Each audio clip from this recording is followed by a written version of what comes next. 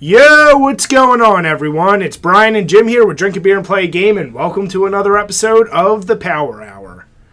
Hi. What are we drinking today, Jim? Well, Brian, we are drinking something that you gave me. So, I've mentioned before that I'm a fan of sour beers, so Brian decided, why not try this? One of our favorites, Weyerbacher. It is the Funky Monks, a sour Belgian-style ale with 9.3% alcohol by volume. So, basically, it's Merry Monks, but sour. Yeah, so this was... I don't have anything to read. Yeah, thank God. So if anyone has ever had the Merry Monks before, taste the most itty-bitty amount like it. It's very sour. Most people who drink sour beers know they only come in at about 3 to maybe 5% at best. It's one of the appeals of sour beers because it's so tart, but you're not getting kicked in the balls with alcohol. This one's very different. I've already had one. And I'm really going to put Jim's love of sour beers to the test. I want him to take a little sip, see what he thinks of it. I'm noticing the color is a lot lighter than normal Merry Monk. Yeah. Normally it's got like more amberish kind of Yeah. hue to it. It's usually a little bit more, a little cloudier, but... All right, not the strongest aroma in the world, but... Oh, that's good. Yeah. So, Ooh. for sour beers, it actually has more of a... I don't even know what to call it. It's like a little electric buzz to it or some shit. But you feel that alcohol after about half a can. So it's going to be an interesting podcast, especially depending how long we go. We'll add another beer in. So, yeah, expect to see Jim really drunk. Ah, you're going to see the lazy eye in real time. All right, so speaking of beer, what's our first beer? Well, it's really our only beer topic, but... Yeah, so basically, in San Francisco, there's a brewery that is told to stop making beer with hemp-derived extract. And this is out of San Francisco, of all places, which I thought California was just basically weed central at this point. Yeah, what is the name of the brewery? Let's see here. Black Hammer Brewing. So when he pulled this up, I'm not shocked because even though I could be completely wrong, California is one of those states where you can use it for recreational use. I think. I should know more listening to Joe Rogan podcasts all the time. You would think. But okay. Sorry. Little Windows update. God damn. New laptop. What can I say? But anyway, I'm not shocked because I guess the bigger issue is if you're a brewery and you're making this type of beer, there's concern about distribution to states that do not have it legalized, even medically. So I guess that could be their way of trying to just say, you know what, let's forego any potential case down the line where you ship this to, whatever random Midwest state that doesn't allow this. Apparently, the real problem with it is the fact that it's made with cannabidiol. Cannabidiol? Cannabidiol? Basically, it's some kind of hemp-derived extract that's in their beers. So, hemp's kind of like marijuana, but it's got a real tiny amount of THC, so it's not like it's going to get you high. But the problem is that it's basically being told that they have real strong regulations against standard beer ingredients, and this isn't. And same goes with the color to give it the hempy kind of color that it has. So that's the reason that they're given that it's not being used, really. So they're not so much worried about the THC. Nah, it really doesn't even seem like that. Now, this could be a fancy way of getting around that and not being like anti-weed, but yeah, it's still kind of funny. And even the article mentions how like ingredients that are beer can be so widely varied as to what's like standard and non-standard, especially these days with everyone throwing everything into beer. Yeah, the regulations for beer, they're out there for a good reason because you don't want people just putting out bullshit. However, I think once weed does become legal across the country, maybe you're going to see a hell of a lot more. I'm probably pretty positive. There has to be other brewers out there that make weed-infused beer, even if it's not legal. So I'm sure that's going to boom once it becomes more legal across the country. And it's weird. I think it's still in such a gray area because the United States Alcohol and Tobacco Tax and Trade Bureau, the US ATTTB, as we like to call it in the business, is apparently letting them sell the rest of like what they have in stock. They just can't brew anymore. Yeah, that makes sense. So it's not like it's This is not a dire total thing. dick move.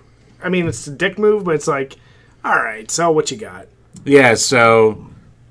Ooh, little guessing game. I wonder if we can follow up on the next podcast. Do you think this is going to become a hot commodity and the bottles are going to go for crazy high prices now? Ooh, that's a good question. Can look that up. I wonder We can do it now, but we're not gonna. Yeah, I wonder. We'll follow up on the next podcast because, anytime stories like this get leaked and then people, number one, find out there's a weed-infused beer, they're going to be like, oh, shit, let me spend a bunch of money.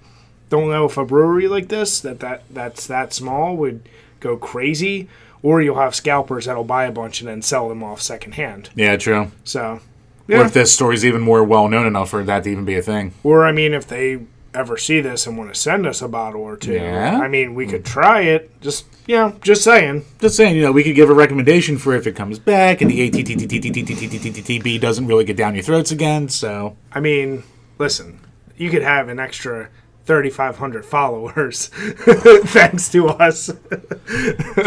And almost 10,000 Twitters. And our booming popularity. Yeah, 10,000 Twitter followers, but maybe only about 7,000 sex bots, so...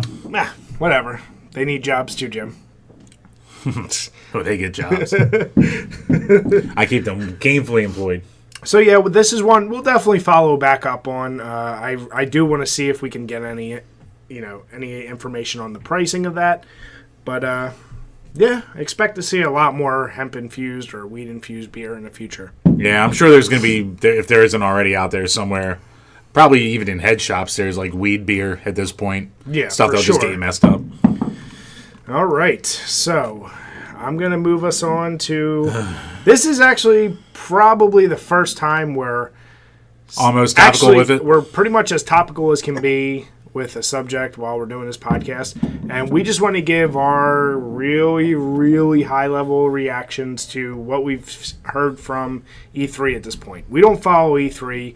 We follow a lot of people who do follow it. Honestly, every year, it's cool. You get to see a bunch of games. Some people make too big a deal about it. But some of the announcements are pretty cool. And Jim is seeing all this brand new. I've just started looking up stuff today. I hate E3. I hate E3 season. YouTube's unwatchable. Twitter, you just don't even go on it because it's going to be the same. It's going to be hot takes. Everyone's got hot takes. But Jim, the best is what Xbox did right and what Xbox did wrong. Oh, and then just people from back and forth fighting each other. Yeah. The amount of people, it's like the Sony fanboys versus Xbox fanboys versus the Nintendo fanboys, which, by the way... level of butthurt. By the way, right now, it's only Monday, the 11th, so... Sony's going tonight, apparently. Yeah, so we haven't seen Nintendo or Sony's. That's why most of the stuff we're going to go over right now is more Xbox heavy, Bethesda heavy, so just keep that in mind. We're not doing it because we're fanboys. But, alright, putting all that bullshit aside, the bigger things, Halo Infinity's coming back, another Halo. Jim, you were a bigger Halo fan than I ever was. I used to be a huge Halo fan, Yeah. but I don't care anymore. Yeah, you don't give a shit. No. I mean, the last one I played was 4. I got out of the $5 bin. Yeah. I'll eventually play 5 out of the $5 bin just to see whatever they did with the story, but God, 4 sucked. But Master Chief is back, Jim. Ah. I'm going to go ahead and jump real quick. Do you think this, just like Call of Duty, just like Battlefield, will have a Battle Royale thing in it? If it doesn't come out with it, it'll probably eventually have it. Yeah, that's a very common thing, and we'll touch on that a little bit more, but we'll see. This one I think you'd actually be interested in, Cyberpunk 2077. Yeah, I heard people saying that this one looks cool. So, if you're familiar at all with the Witcher franchise, same people who made that, and I guess it's kind of like Blade Runner / your Shadowrun series. Ooh. Just that very best word I can use is cyberpunk, futuristic but open world RPG. So it's probably a cool setting to get lost in and really dive deep because there's not a ton of RPGs that are as deep as The Witcher that are set in that kind of atmosphere. Definitely. So that's one you might get into. Yeah. The one I'm really excited and most people are excited about, Fallout 76. So the big thing with this one, and everyone was super crazy about this, They thought it was going to be multiplayer only. Which it's online required, right? Yeah. So basically, just like Destiny, you go on, you can be by yourself. There'll be, I forget the number they said. They've, a dozen or more people, but their bases will essentially get generated in your game as you play through, but it doesn't actually affect your gameplay, and even if you get killed for some reason, it won't reset everything for you. The more important thing is it's 4 times bigger than Fallout 4 apparently, set in West Virginia, and this game Gonna be a lot of goat fucking. damn it, Jim. Oops, sorry. Yeah, this is supposed to be a prequel to all the Fallout games. So this is the first vault that opens after about 200 years after the war. So that's interesting. I just can't wait for another Fallout game. Looking at the graphics, kind of looks like a slightly modified Fallout 4. Either way, I'm balls excited because that Bethesda makes my favorite games pretty much. So I know I'll be getting this. Jim, you still need to play Fallout 4, so. Yeah, still never got around to that. Yeah. Not going to get around to that for a while. But are you going to get on here with me and play? Yeah, maybe. When I can get on. This one you might get a little more excited for. The Devil May Cry 5. Jim is the Devil May Cry fan between the two of us. He's played most of them. I've played all of them, but DMC, the reboot, I never finished. Okay. Because I just, I played it and I got bored with it. Yeah. So, from what I heard, this is almost like they're taking the reboot series, but putting it into the old series, kind of-ish. Yes. The reboot Dante's coming into, the old series in some way. Yeah, it's kind of a weird combination of that new character, Nero, and Dante. I honestly, just from the trailer, since I don't know enough about Devil May Cry, I couldn't tell you much. It just looks like something I know Jim would like. Well, okay, so apparently it's part of the main franchise, so I don't know, maybe it's just actually the old Dante, which would be cool. I saw a couple screen caps. He looks old as hell and weathered, but, whatever. Nero's going to be back from 4, which I thought 4 was fine. Wasn't great, but it kept me interested enough to beat it, so. Yeah. Devil Claw was a cool mechanic, so, yeah, that's one I'll eventually play it. Yeah. All right, so Just Cause 4, another big announcement. I haven't played any of them. The second one. I have the third one. Never got all the way through second. It's a really just fun open world. Think Grand Theft Auto, but even more action-packed. Oh, okay. And is that the one that you, take out the radio towers and shit? No, that's Far Cry. Oh, okay. Yeah, this is... Is this one with the grappling arm? Yeah. Oh, okay. So this has a really cool movement mechanic. This one does... That does look fun. Just you can go all around with it. Yeah. Gears of War 5. Don't fucking care. I am the fan of the Gears of War series between the two of us, and I gotta be honest, I don't care. I mean, I'll eventually play it when it's free on Xbox or really cheap. It'll be a game with gold eventually in 2 years. And speaking of another game I don't care about, The Division 2. Didn't the first one get I forget if this is the one that got roasted when the first one came out? I think it was a buggy mess, wasn't it? It was buggy, but it was also the hype around it because of the style. Yeah. It was going to be the next big games. You know how basically Fortnite and PUBG right now are the big new game genres? Yeah. This was supposed to be that when it came out. Because this was more tactical team-based kind of stuff, right? Tactical team-based, almost mission-based? always online. But it was another one where you could kill people. It did well. People that played it that I know really enjoyed it. However, it just kind of fizzled out. Okay. Yeah. Dying Light 2, zombie game. The first one, obviously, is one I downloaded it, haven't played it yet. I haven't played it either. It always looked fun, but I never played it. Yeah, so that's just, okay, cool. The next one it's called Sekiro Shadows Die Twice. And the big thing about this... Really, Jim?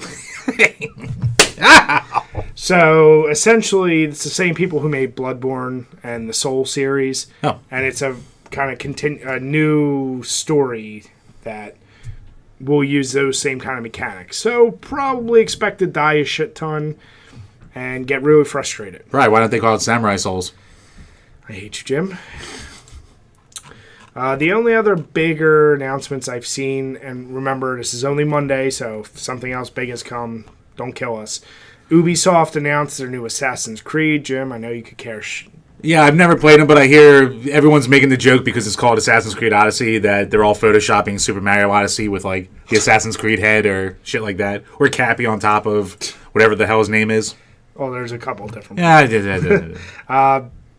Beyond Good and Evil 2. Never played the first one. The graphics for the cutscene look awesome, but you know. Yeah, I have nothing good or bad to say about But it's got naughty language now. Jim, are you ready? Are you ready to go 6 to midnight? Because it's a game. I actually have heard about this. Yeah, so Doom, the sequel called Doom Eternal, is coming, Jim, and that's not the only thing. I don't get it. Stop it. Okay. So yeah, we obviously reviewed Doom, loved the shit out of that. Oh yeah. And now it's like bringing hell on earth, I think, based on the trailer. Double the demons. Yeah, it's basically there's nothing.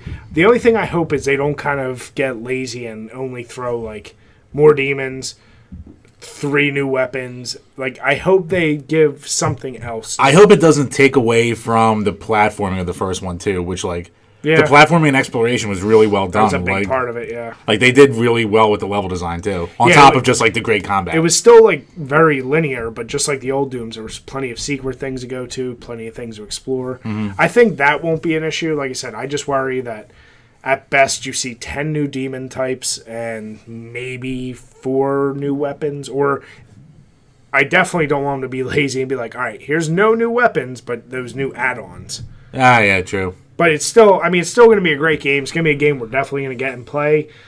Just, Bethesda does no wrong.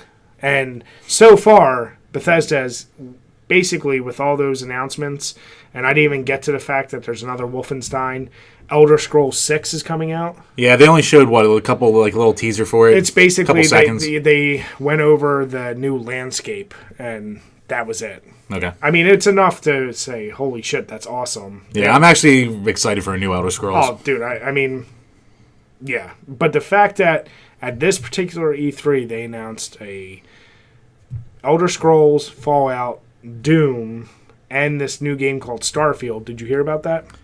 No. So, essentially, they show a bunch of shit in space. Think Elder Scrolls in space. A huge open space world RPG with story apparently as deep, if not deeper, than Elder Scrolls. And it's been in the works since they basically thought up Elder Scrolls. So it's like 25 years in the making. Oh. So I know you're all about space exploration shit. So could this be what No Man's Sky should have been? Oh, it'll be much better than No Man's Sky. Well, obviously. It won't have the size and scope of No Man's... Well, size being relative because it's all procedurally generated or whatever. Right. Not really procedural. Well, you know what the fuck I'm saying. It's going to be huge, but obviously I think the story's going to be insane. And it's kind of interesting because if you look at how different Fallout is compared to Elder Scrolls, and now you throw in space, it's like, what the hell can't Bethesda touch that's going to be great? It's true. So, yeah. Bethesda for sure. Now, Bethesda, for all its flaws... It has a lot. They make great games. Yeah. I know, because I don't want the people being like, no, but they make the same game all the time. They make buggy making games. Shut up. Yeah, when a game, you can get almost 400 hours off of a game out of the box, and you're mad because a piece of clothing is, clipping with grass, like, get over it. Yeah, now, I mean, if they can cut down on the game-breaking bugs. Game-breaking bugs, yeah. Especially at launch. They're a little unforgivable, however. Maybe update the graphics engine a little bit. Oh, for sure. But Jim, I thought graphics don't mean everything. So, yeah, Bethesda kicked ass. Oh, last thing about Bethesda, sorry. Elder Scrolls game is coming to mobile. If you're interested in that. I got something else to play besides Clash and I poop. Damn it, Jim. Why? I poop a lot. I'm what? Damn it! I'll get my money's worth. I hate you. Full disclosure. EA, a lot of sports games announced. I heard this got trashed. Yeah. So essentially, you got the sports games. You got your FIFA, Madden. Anthem has got a release date, which is that other open world game, kind of Destiny, Halo, Horizon Dawn. Yeah. Oh boy. Exactly. Battlefield 5, big thing, features Battle Royale. Oh, I heard a lot of butthurt about that. Yeah, Well, and, you get battle royale mode because it makes the fucking money. That's why. yeah, and It's the hot thing. Just accept it. And this isn't something I didn't see at E3, but we saw before, and we just haven't done a podcast since. So the new Black Ops 4, has a mode called Blackout, and that's Battle Royale. Now, that one I watched more of, and what can I say? That they basically allow you to use every gun, vehicle, and perk from every Black Ops, starting with the original, which is Jim's favorite. Yep. And up to the now. So it's like you can have an old school chopper gunner shooting down, like, whatever the newest shit is. I think that is a great idea. We've been saying it. Like, Battle Royale style is going to be a more dominant style, even if every major game just has as a side, like, oh, we also offer this mode. I guarantee you, with Battlefield and Call of Duty, that's going to be like the number one mode people try for a while. And then they'll trash it, and then they'll say it's not as good as Fortnite or PUBG, da-da-da-da-da. They're not meant to be. They're not going to be the sole focus of the game. But it's a fun add-on. It's fucking story mode. Call of Duty has good story modes. Well, the new one isn't going to have one. Oh, it isn't? You didn't hear about that? No. Oh, yeah. There's no... This is from like a week or two ago. When they announced Blackout mode, they also said there's going to be no story mode in the new one. No single player. It makes sense. I was one of the few people that still play through all story modes. Butthurt was through the roof from people who don't never play it. Yeah, I mean, I actually like the story mode. I've always given praise to Call of Duty for the fact that you get story mode, you get multiplayer mode, and some wave-based, whether it's zombie, aliens, whatever. It's a lot packed into the same price game that you get some games that are only one of those things. No matter how you feel, the early story modes of those early Call of Duties were excellent. The writing got and they traded it for higher level celebrities to voice in them. And, they always average like 6 to 8 hours. Hey, bye. Remember in Infinite Warfare when they had Kevin Spacey? Just like in Superman, who said he couldn't do no wrong? Tim, you mean your hero, Kevin Spacey? Can't do no wrong.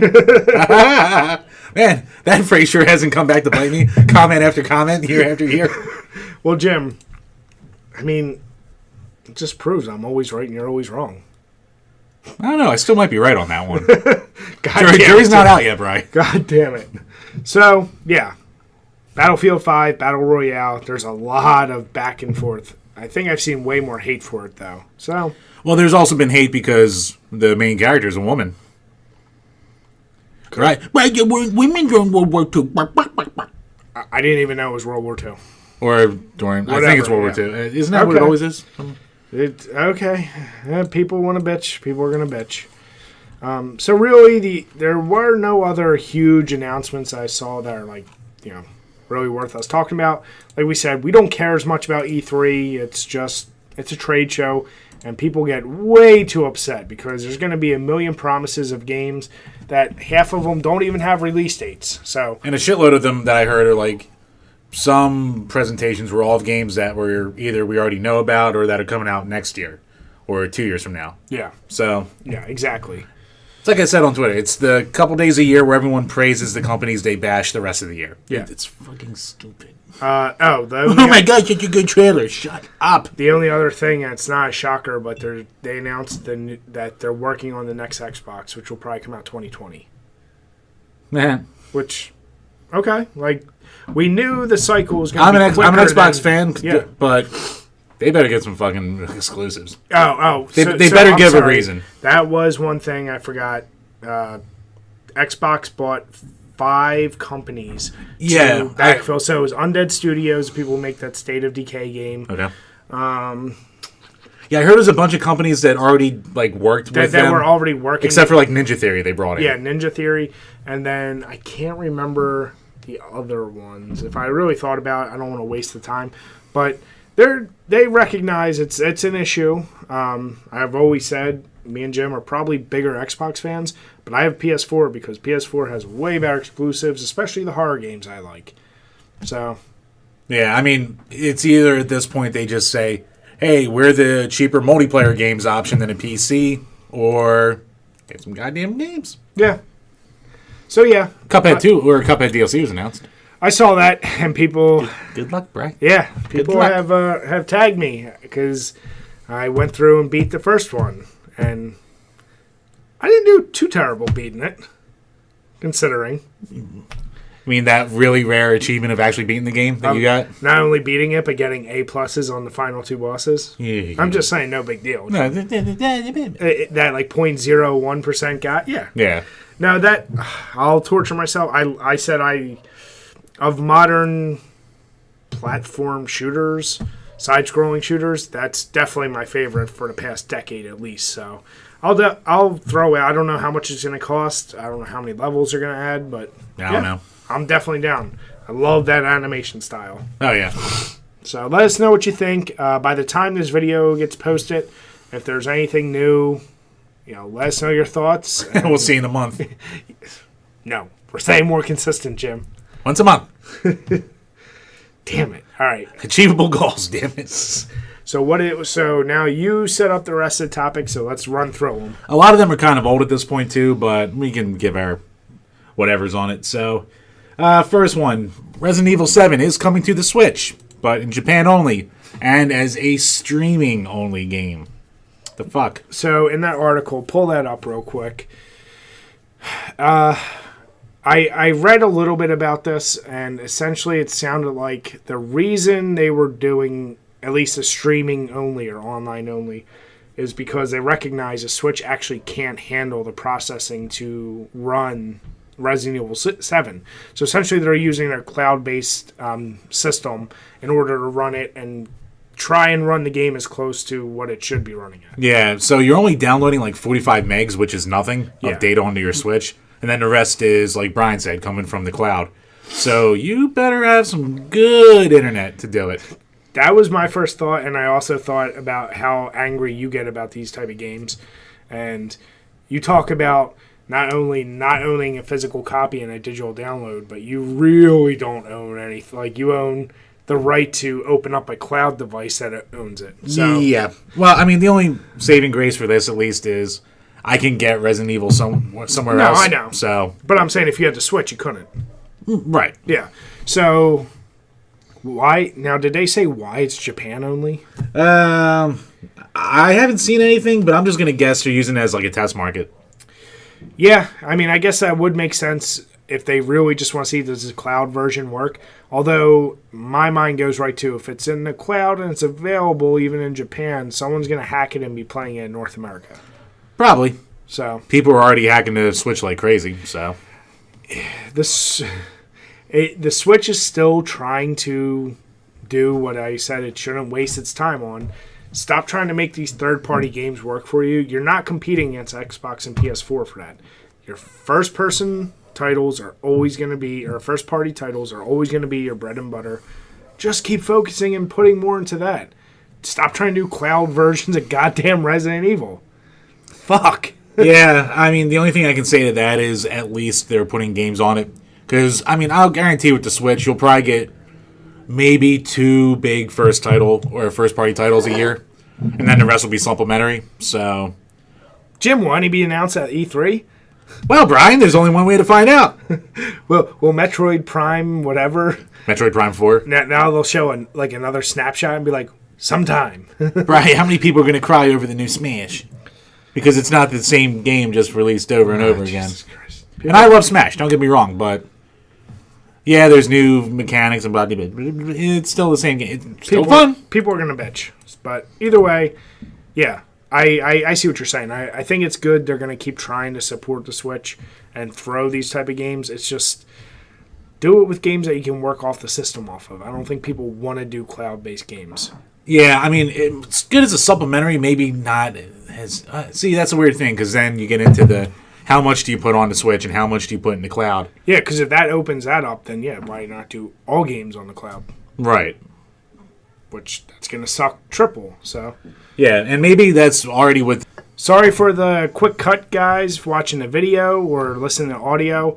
The camera only has a half an hour setting, so I got to remember that. Got to keep watching it. But either way, as far as this Resident Evil shit, like Jim and I are saying, it doesn't open the door for more things to be just cloud-based. Maybe but at least Nintendo is trying to do something to introduce more games to the Switch. So I guess it's a good thing, technically. Yeah, and it came out end of May, I think, and this is June 11th when we're recording, so I haven't really heard anything about it, so... No. All right. Yeah, beats me. Let us know what you think below, guys. Oh, boy. The next topic, Jim. Yeah, this is another one that's old news at this point, but Virtual Console's not coming to... Gonna maybe do that before we start recording? Nah. It's authentic. It's like they're in the bar with us, Jim. You can say a lot of things about us, but we are authentic or unprofessional. Either way. But yeah, Virtual Console not coming to the Switch. Officially announced. I just think it kind of sucks because, yeah, there's an eShop where you can buy games, but the Virtual Console is just the kind of way that a lot of people discovered a lot of games. I think the cool thing about the console was just the sheer volume of just random shit they threw on there. So that's how a lot of people discovered the TurboGrafx, for example. Or got to play a bunch of games from consoles they either never heard of, never got to play as a kid. And the prices were pretty cheap, too. So it was a cool service. It just died on the old Wii a couple months ago. It finally got shut down. So is it only available on Wii U? And 3DS, even though those don't talk to each other. So most likely is being forecasted that it's going to go away on those? No, it'll eventually go away. It'll eventually get shut down. So let me ask you, and I think we've talked about this before, so if you had the Wii or Wii U and you did download games, did you download them directly to your hard drive? And so you will still have those games? Yeah. Okay. Yeah, they're not going to get ripped off. You still have the games. Like, that's why a lot of people went back, the day before it was going to close up, and they downloaded a lot of those exclusive games, like Alien Crush Returns, or the Castlevania Returns, or Contra Returns, and shit like that. There's cool kind of remake kind of games that, for some reason, just never got released anywhere else. So, I really don't get it, because this goes back to what we just talked about. If they're really trying to compete with Xbox and PS4, or PlayStation, I should say, the thing that I really like about the systems that they've changed is, with your gold membership or whatever the hell you want to call it, you get 1 or 2 free games a month. It's not the biggest thing in the world, but it's kind of cool because I've played a lot of games that I would not be playing right now. But bro, you get 20 free NES titles once the Switch has its online service implemented. How? Oh boy, it's probably going to be like games or games that you've played a million times. So I hope Slalom's there. You would hope Slalom's there. That ass. So I guess my big problem is you're either A... Oh, that's owned by Rare, so it wouldn't be. Thank you, Jim. So I guess my problem with it is that you're either potentially looking at the fact that Nintendo's like, we're not making enough money from it, let's cancel it, let's not add it to the Switch. I made it sound like there's going to be another scenario. I don't know what other reason would they not bring it. Obviously, people enjoyed it, even if the numbers weren't huge. Like, does it take up that much space? Or now are you trying to migrate over to a hell of a lot more cloud-based shit? I don't get it. I think this is just now going to be even more of a push for people to start emulating more. Yeah, I mean, so getting rid of the branding, I don't know why they're doing it.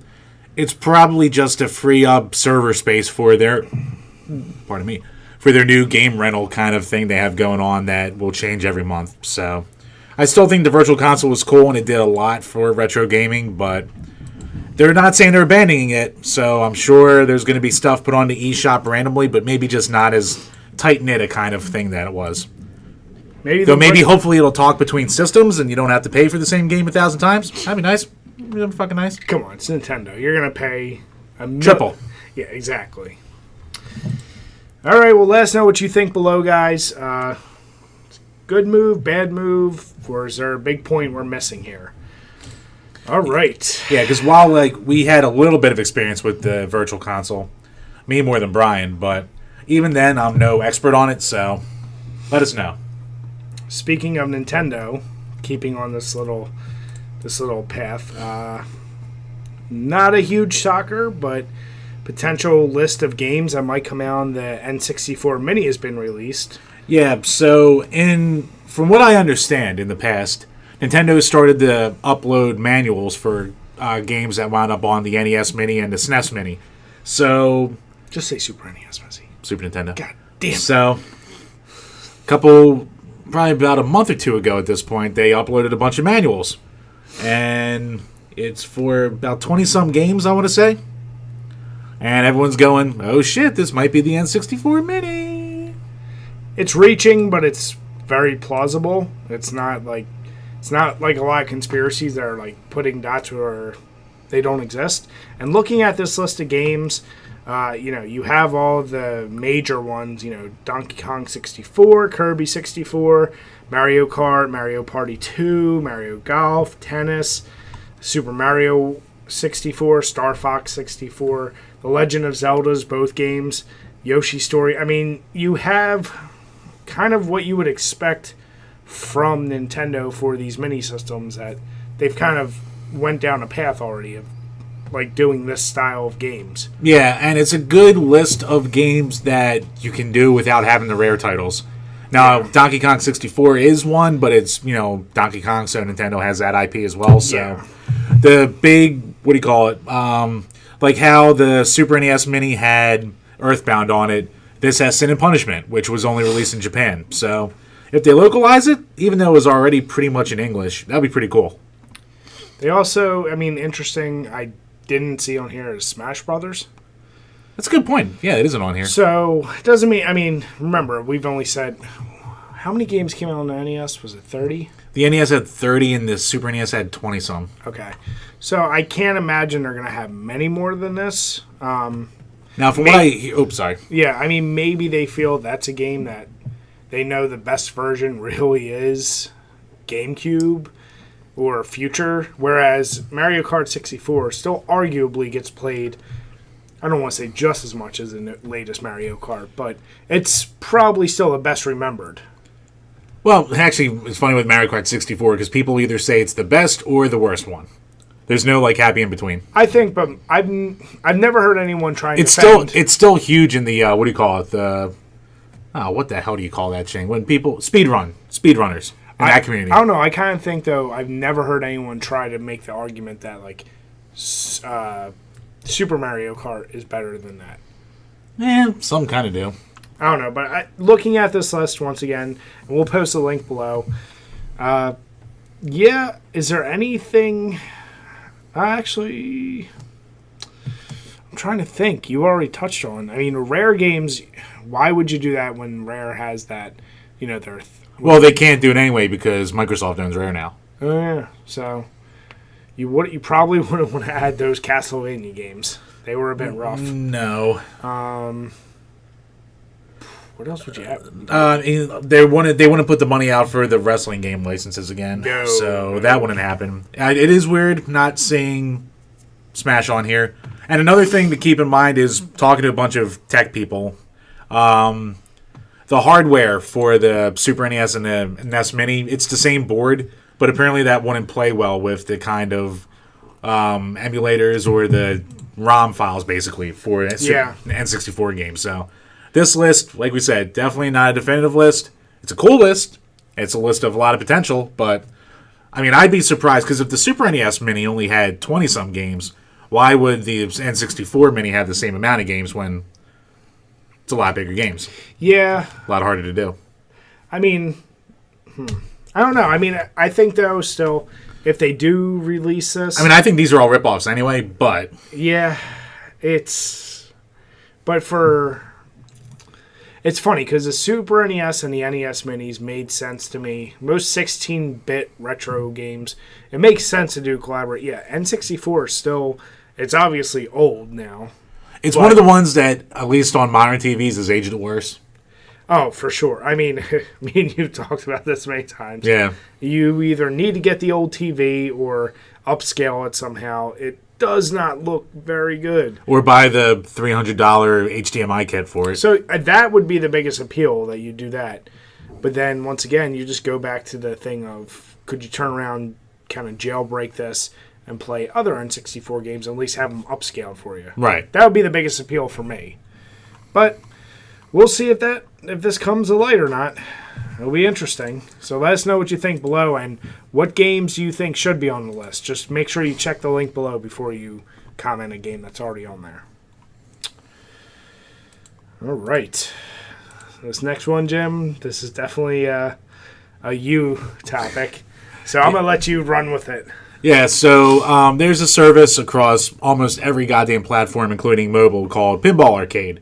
And what it does is it makes virtual versions of classic pinball tables.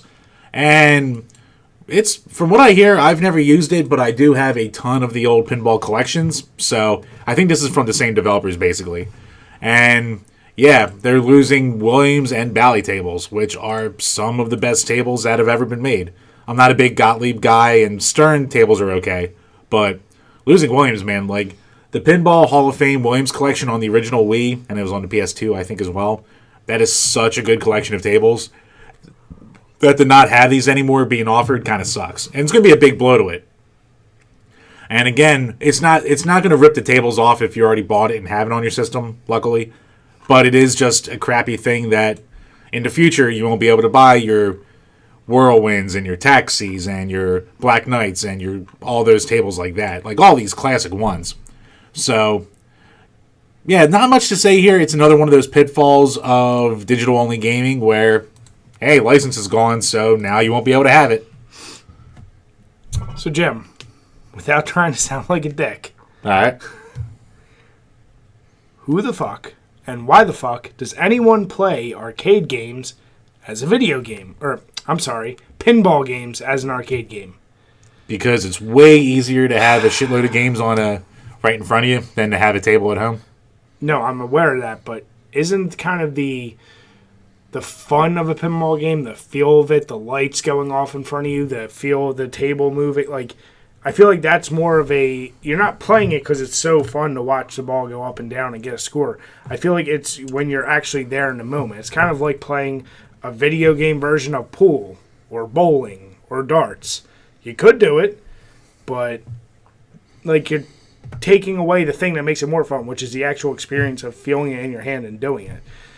The reason why you play video games of GTA 5 is because you couldn't actually go out and shoot someone and get away with it, or speed at 120 miles per hour and run to a tank and do goofy shit. Pinball, as a video game, makes no goddamn sense to me. Well, here's the thing with that. I want to hear you try and defend this. No. Go ahead. So, there's two schools of thought with video pinball games. First off, the physics has to be good in the games with the ball. Sure. Like, I've played a shitload of them, and there's some where the second it hits a bumper or it hits your flippers, it just, like, stops dead. Okay. And you just go, oh, this sucks. Or there's... The cool thing about video pinball games is you can do wacky crap with them that you can't do on a normal table. So, all the Crush series of games, for example, all the different enemies that can be walking around and all the different unlocks and special boss fights and games like that, or the Pokemon pinball games or the Pinball the Dead game, like, there's a lot of cool stuff that you can do, and doing it with the flipper mechanics just adds a different thing as aside to, say, another platformer or crap like that. And for the purists out there, it just gives you a chance to easily play it without having 1,000 tables or having to drive to that one arcade, if there's any arcades around you anymore, that does have the table. Like, arcades are going away. Pinball machines aren't getting made as en masse as they used to. There aren't as many techs out there who upkeep these things.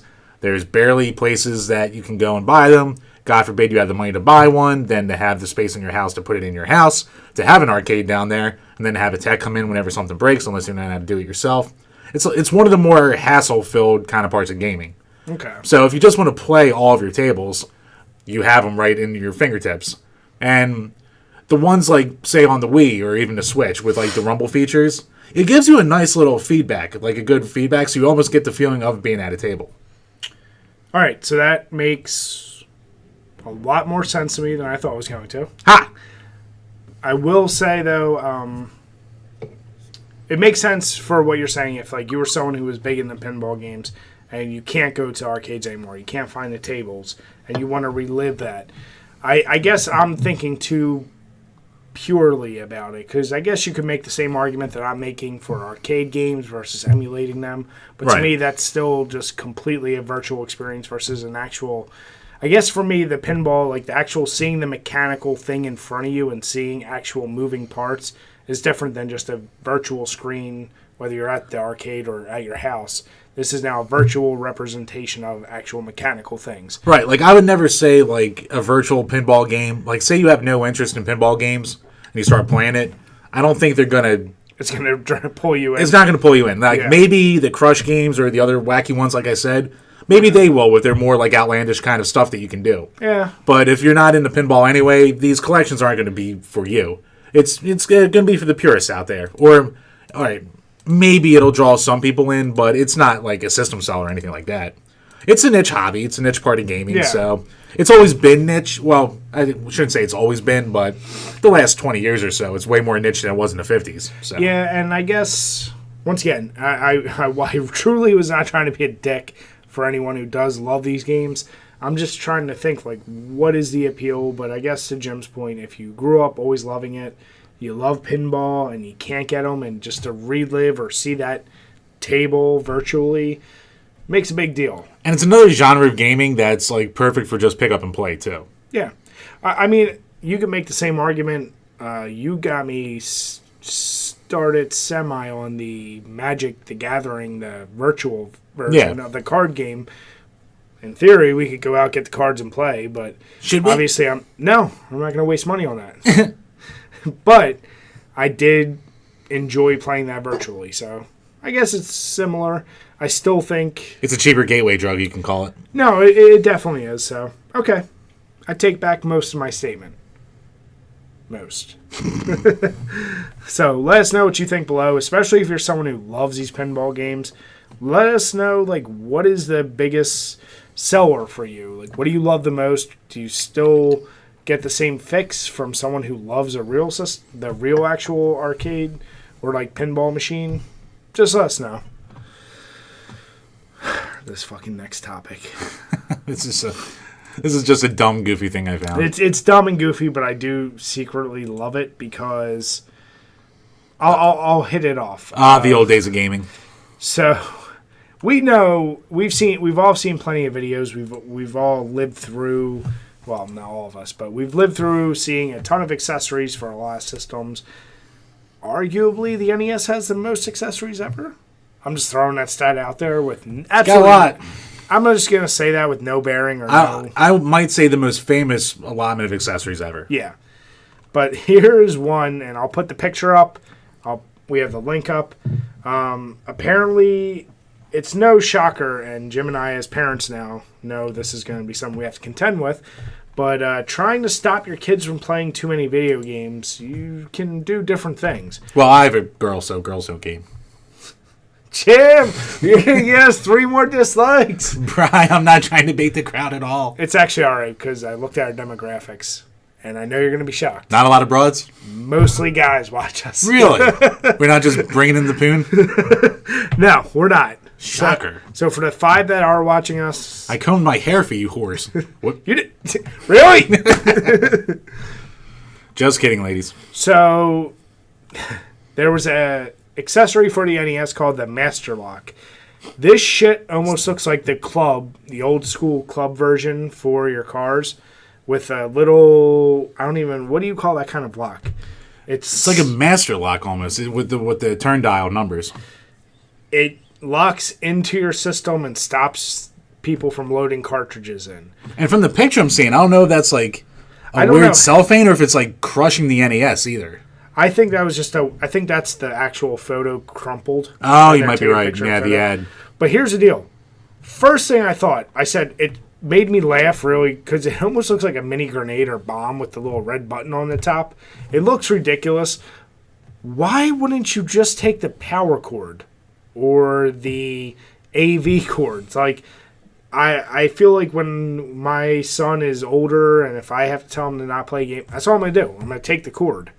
So he can't play. Or hide the controller. Yeah, like why would you need to go and put or break his favorite game if he's really bad? Well, yeah, there's definitely going to be that. Why do you have to put a fucking locking mechanism on your system? I will say real quick. Yeah. Another problem with digital gaming, can't break the game.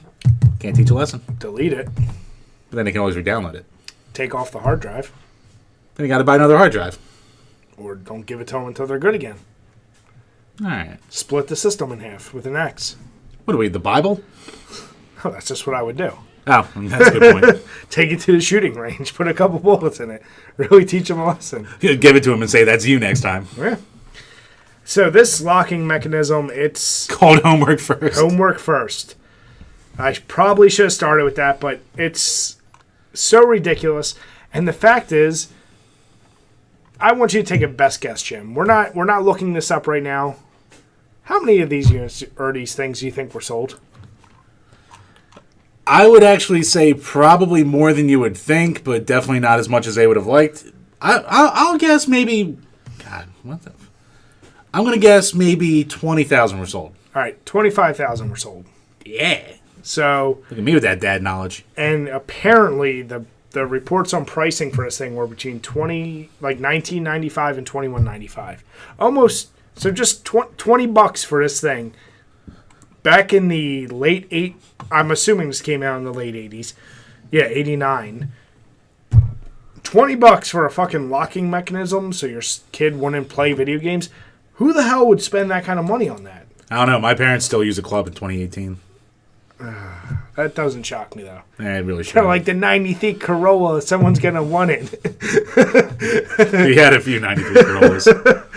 So, yeah, this is one accessory that it definitely makes us laugh, and I almost hope this can be a reoccurring bit for us. Oh, I just finding old wacky shit. Terrible accessories. So if anybody knows any, tweet us, Send them our email way. us, YouTube us. This just makes me laugh. This is like the most useless, stupid shit. And hey, it used to be at KB Toys. I'll be damned. And Sharper Image, of all places. So, yeah, just a goofy little thing. All right, Jim, this next topic might break your heart along with all of our UK fans. But the Sinclair ZX... Zed. Yeah, that's what I said. ZX Vega Plus from Indiegogo calls it game over. Yeah. We know... Well, Brits care. We know this is big in the UK. We don't get it because we also didn't get the fact of everyone really clamoring for the ColecoVision, that bullshit, whatever. Coleco Chameleon? Yeah, that thing that failed. If you're Indiegogo, GoFundMe, or any of these public funding things, how many of those things actually work for these type of things? Well, there's an older ZX. What got me doing it? I don't know if it was a Vega line or there's another handheld that came out a couple years ago that kind of did the same thing but didn't have the built-in screen. It was almost more plug and play, but with just like a shitload of ZX games on it. So I guess this was to be more of a all-in-one kind of handheld. Yeah. So essentially, and just for people who don't know, the Spectrum was kind of like the NES over in the UK because NES was completely overpriced over there. Master System was big there, but the ZX had like super cheap games and a shitload of them. Piracy was huge. The games look like crap. I don't care what people say who grew up with it. They look like crap. Don't worry. We will definitely do a month dedicated to ZX Spectrum games. Oh, boy. And here's the deal. Maybe some of the games play fine. We know there's nostalgia tied to it for all the reasons Jim just said. But essentially, the story looks like... essentially, they appointed a debt collection agency to recoup all the funds from this company because they failed to meet all the conditions set forth, giving them more time because the system was still highly destabilizing. We don't know a lot more. We have the link in here, but it's a shame because a lot of this is just going to continue to hurt. I feel like things like Indiegogo, GoFundMe, all these, crowd source funded items, it's a good idea, and if you have a good intention, that's fine, but set realistic goddamn goals. Now, I can't, from this article, they've raised about over £512,000 from 4,700 people, and that started in March of 2017. I don't know what their original goals were. That seems like a lot of money to us, but we know developing shit probably costs a lot more. It's just be realistic with what you're developing And that really sucks for everyone that backed it. Now, it does look like they're trying to get that money back to all the backers. Will everyone? Probably not. It sucks for the people that really hope for this, but once again, this goes to my one thing I say all the time. If you really love the ZX Spectrum, and I'm going back to ZX, just emulate it. But just make your life simple. You don't need a handheld version. Just emulate. And I don't know if that, God, what is that JXD, like super emulation handheld thing? Stop it. Sorry. Bless you. I don't know if that has, I know it has a shitload of consoles that it can play emulators of. I don't know if it has ZX on it, but it seems like a thing that it should, maybe a dedicated fan base enough would put on there. So I just think there's other ways around this that you don't need a dedicated handheld. Now, I know it had the backing of the Sinclair family or the guy who originally made it, so it had some legit backing behind it, but the company just never met its goals. Apparently, they tried, Indiegogo's based out of the West Coast, apparently, in the U.S., and they tried to show off their prototype to the U.K. office, and they basically said no because they were sick of them delaying stuff. So they kind of dropped a hammer on it. A cool thing, though, is that they're going to try and, like Brian said, with the debt collectors, because normally with Indiegogo, whatever money gets up there, if it doesn't reach its goal or it gets pulled, that money's just gone. Yeah. It's not like Kickstarter where they'll give your stuff back if it doesn't meet goals. So I hope for the UK fans, someone can come out if this is something everyone really, really wants. But, yeah, it sucks.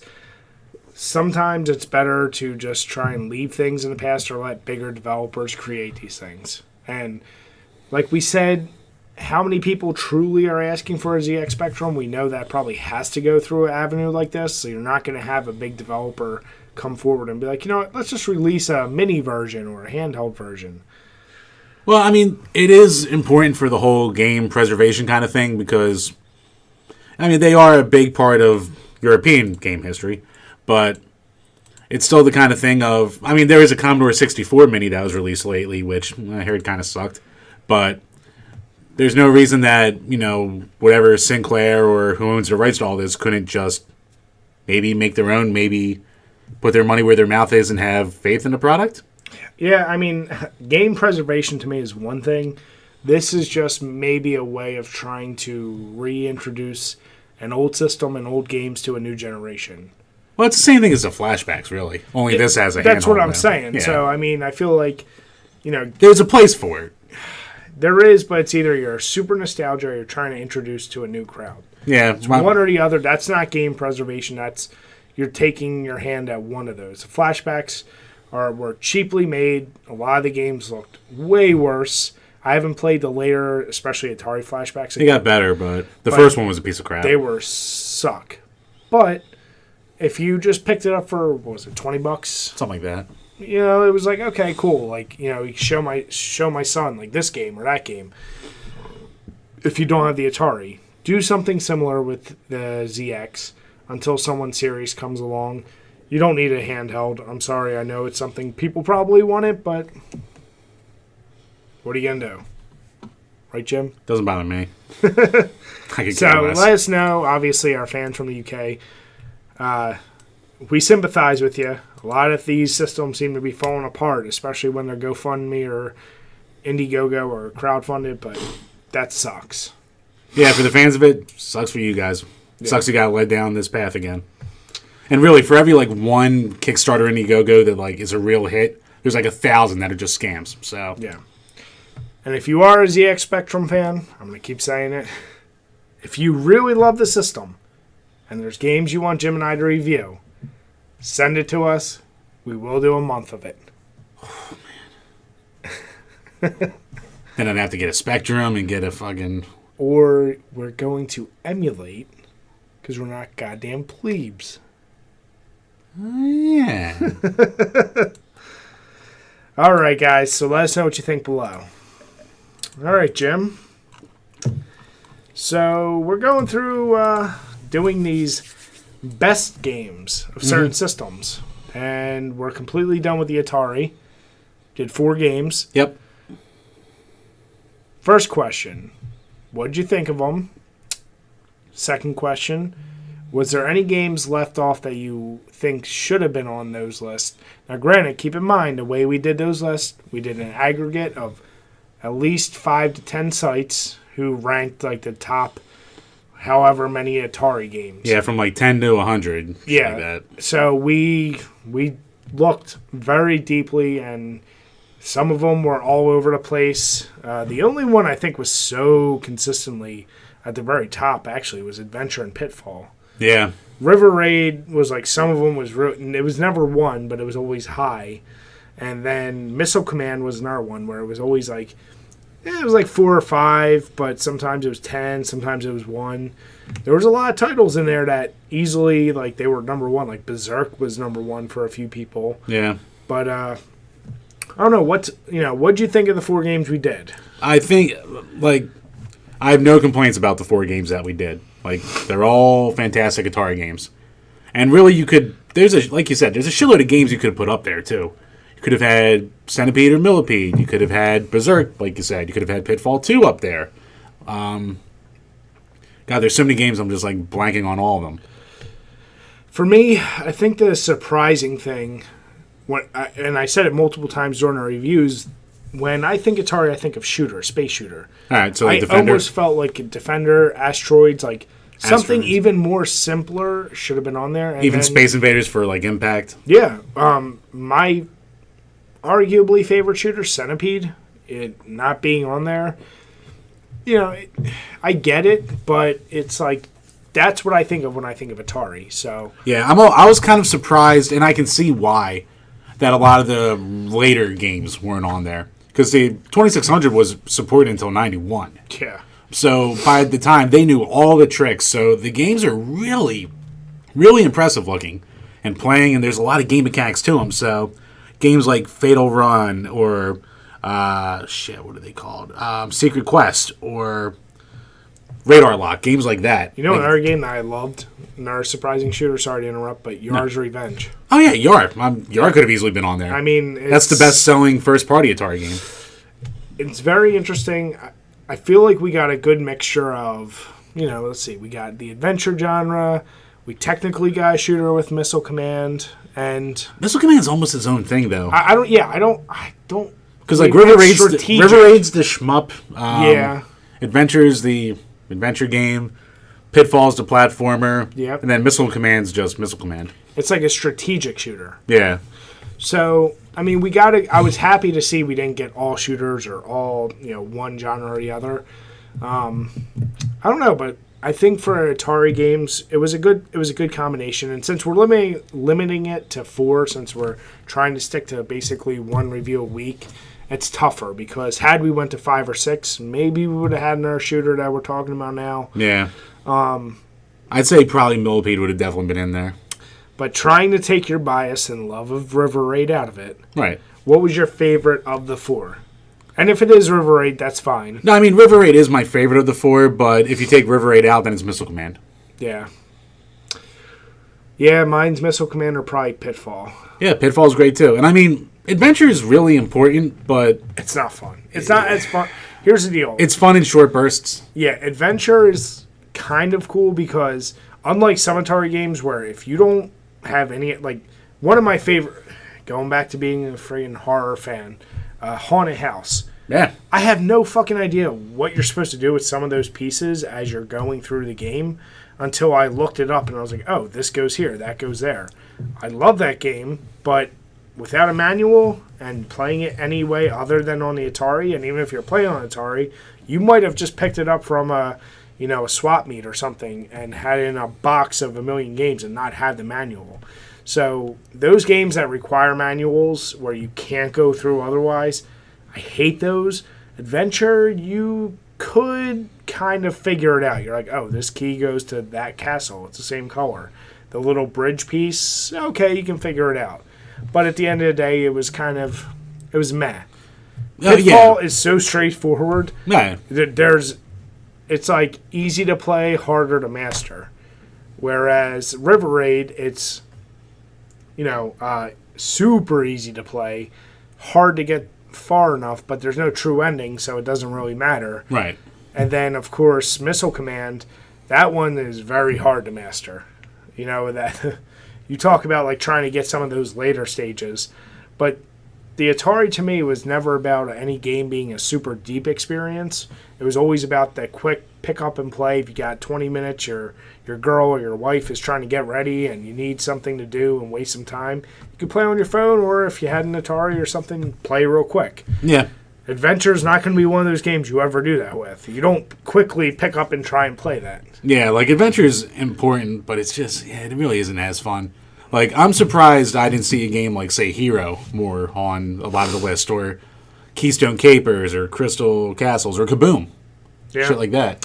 Yeah. No, or Warlords, or Breakout, or Super Breakout, or anything like that. Yeah. Yeah, I mean, well... And I love I was going to say Breakout. Mrs. Pac-Man, but the thing is... Miss Pac-Man wasn't bad. The original Pac-Man was the best one. The original Pac-Man, that's why I didn't even mention it. It was fun to finally get that game on the arcade, or an arcade port of the game, but yeah, that one was so poor. I have a lot of nostalgia for it, but, I mean, yeah, it's crap. It had 3 weeks to be programmed or some shit. But, yeah, I mean, I don't know. We want to hear from you guys. We're not choosing, so we're going through right now. We're doing the NES, Super NES, and Sega Genesis.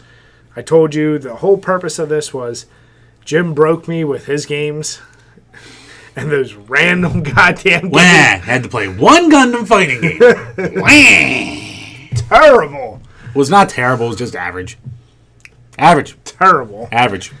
So I just said, you know what? Like when we started this site, we always said we want to find the best games for each system from every genre. It's a lofty goal.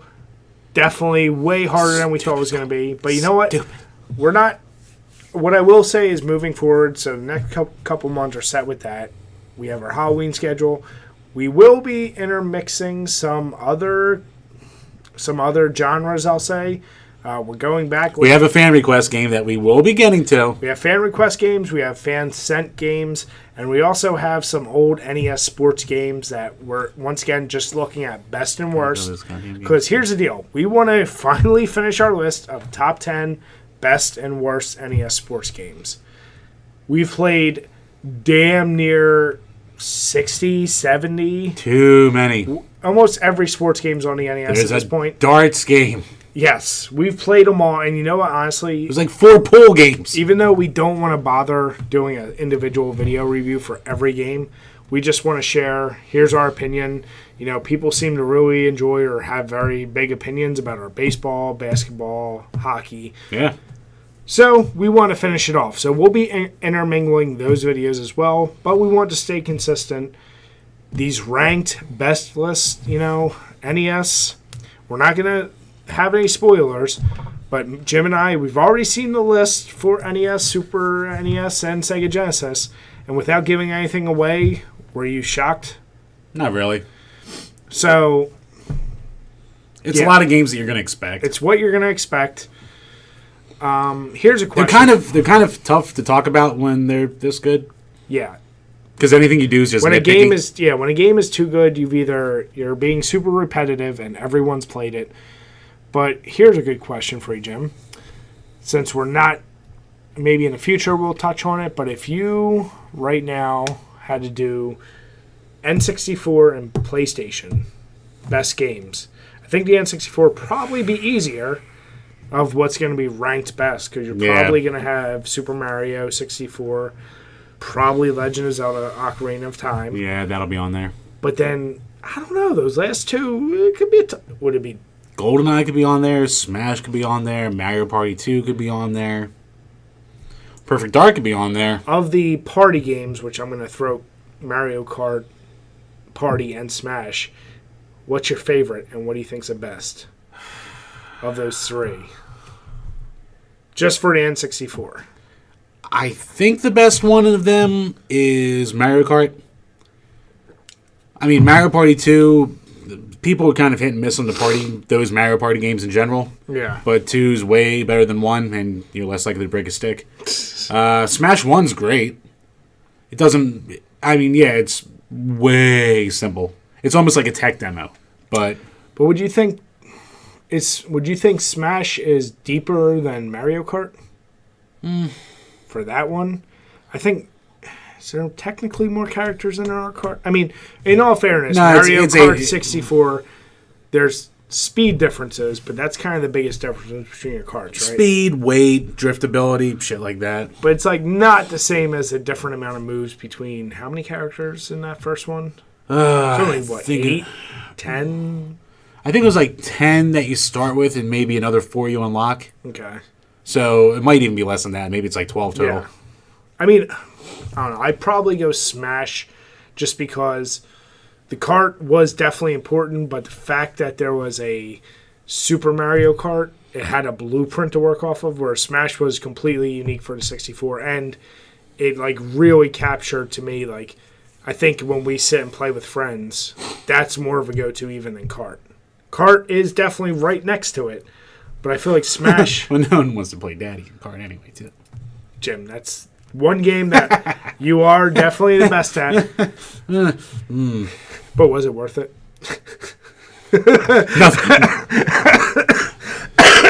To hone in those skills. Exception my kid. I haven't done a lot of songs with it, so.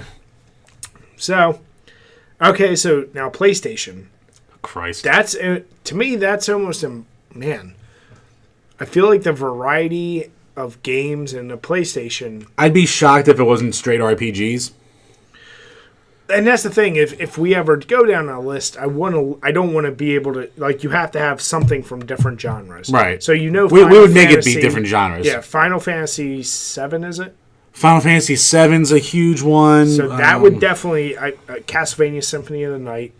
That one gets the biggest boner blaster from Castlevania fans. Yeah, some of the Crash Bandicoots, maybe some of the Spyros, probably Twisted Metal 2, Gran Turismo's. Fuck, man, yeah, that's tough.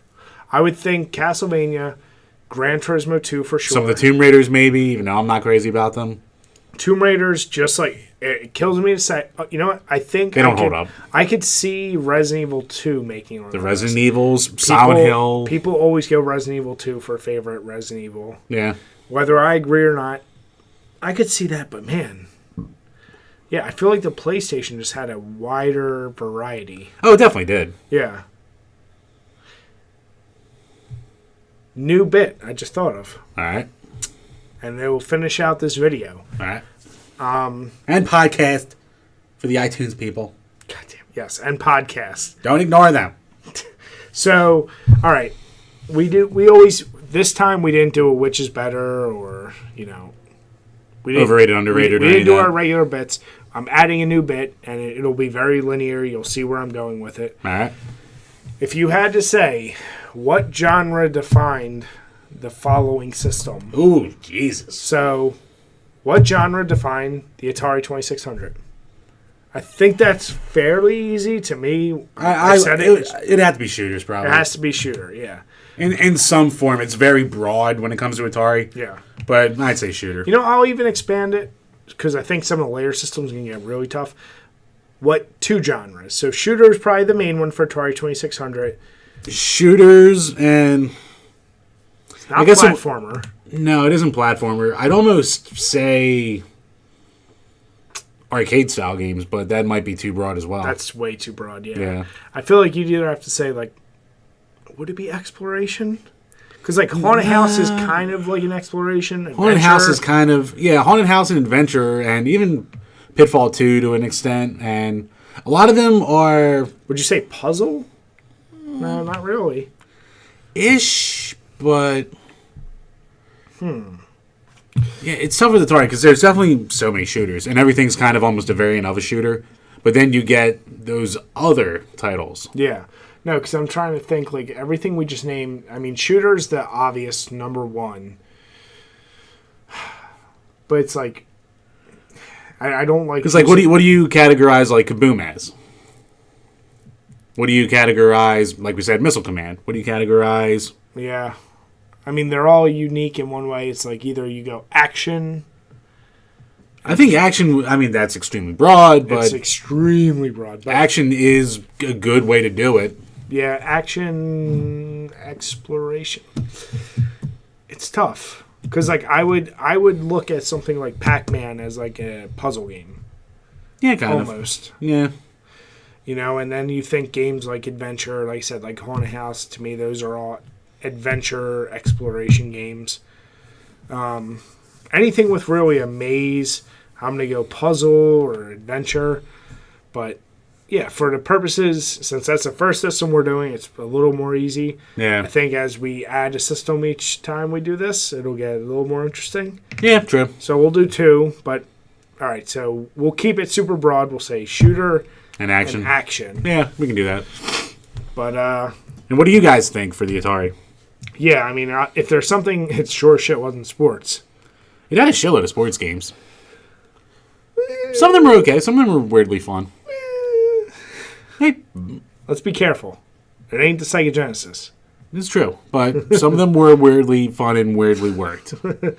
So, yeah, let us know what you think, guys. Obviously, if there's any topic you want to hear us talk about or any suggestions, let us know. We always appreciate all your feedback, positive or negative. Mm-hmm. But, yeah, so what did you think, Jim, now that you're 2 beers deep with the Funky Monks? It's good. I don't think it's anything special as far as the sour beer goes. Like, I don't see anything with this that I couldn't have gotten from, say, Victory. Yeah, but the difference is the alcohol percentage. See, Victory's like 7%. So this is a little bit higher. 9 or 7? Which one's higher? Yeah, I'm very aware that one is higher. So this will get you drunker. I'm definitely probably a little more slurry and stupid than I would have been after 2 Victories. Yeah. But I'm just saying from like a taste and like a drinking experience, it's almost exactly the same. Yeah. Which isn't a bad thing because I love Victory Sour. So here's the deal. Weyerbacher, I absolutely love their beers. Stick to just strong ales. It's recommended. I'll say this is recommended. I would say if you're a sour beer fan, try it out. It's something that if you try other Weyerbacher's, you're either going to go strong Belgium ales, imperial stouts, imperial IPAs. You're going to go just those really heavy-setting beers. This sits kind of heavy, but it has enough tartness, and it just feels like a different type of beer from what they typically brew. So it's worth a try, but doesn't feel like a Weyerbacher, I'll say that. No, it definitely does not feel like a Weyerbacher. Weyerbacher's are generally a lot heavier. Yeah.